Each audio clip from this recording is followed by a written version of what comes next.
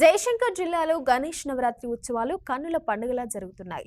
గణేష్ కమిటీల ఆధ్వర్యంలో వివిధ పూజా కార్యక్రమాలతో పాటు అన్నదాన కార్యక్రమాలు నిర్వహిస్తున్నారు.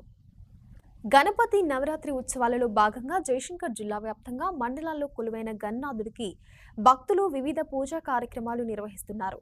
ఇందులో భాగంగానే రెడ్డి కాలనీ 19వ వార్డులో మహిళలు కుంకుమ పూజ చేసి దీపారాధన చేశారు. ఈ కార్యక్రమానికి భూపాలపల్లి సిఐ హాజరై ప్రత్యేక పూజలు చేశారు. అదేవిధంగా జిల్లాలోని ఎల్బీ నగర్లో గణనాథుడికి ప్రత్యేక పూజలు నిర్వహించారు.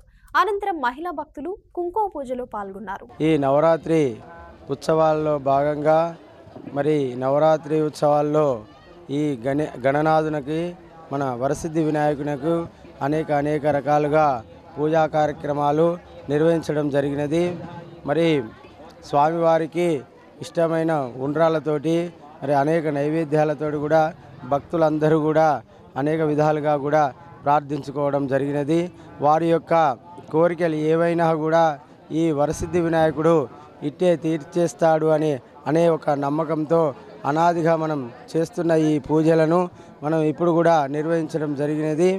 కావున 9 రోజులు స్వామివారికి ఇష్టమైన పత్రాలు పువ్వులతో అనేక పువ్వులతో కూడా పూజా కార్యక్రమం చేయడం జరిగింది.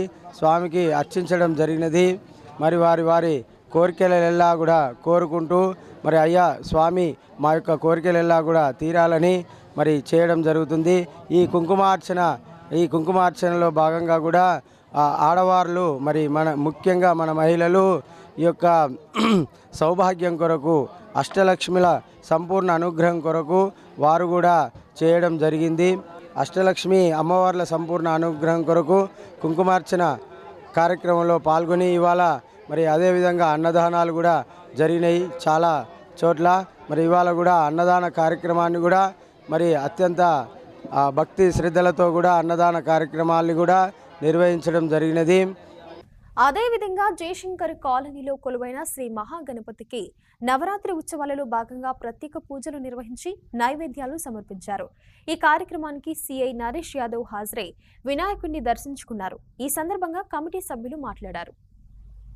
ఈరోజు గణపతి నవరాత్రి ఉత్సవం సందర్భంగా తెలియజేయనది మా కాళీవాసులకు ప్రత్యేక ధన్యవాదాలు తెలుపుతూ ఇక ముందు కూడా ఇంతే ఈ ఉత్సాహంగా నడుపుకోవాలని తెలియపరుస్తూ నేను వీరమనేని సుధాకర్ రావు కమిటీ ప్రెసిడెంట్గా మాట్లాడుతున్నది ఏమనగా ఈ ఉత్సవానికి ఈ అతిథిగా మన సిఐ గారు నరేష్ కుమార్ గారు హాజరైనందుకు ముఖ్యంగా ధన్యవాదాలు.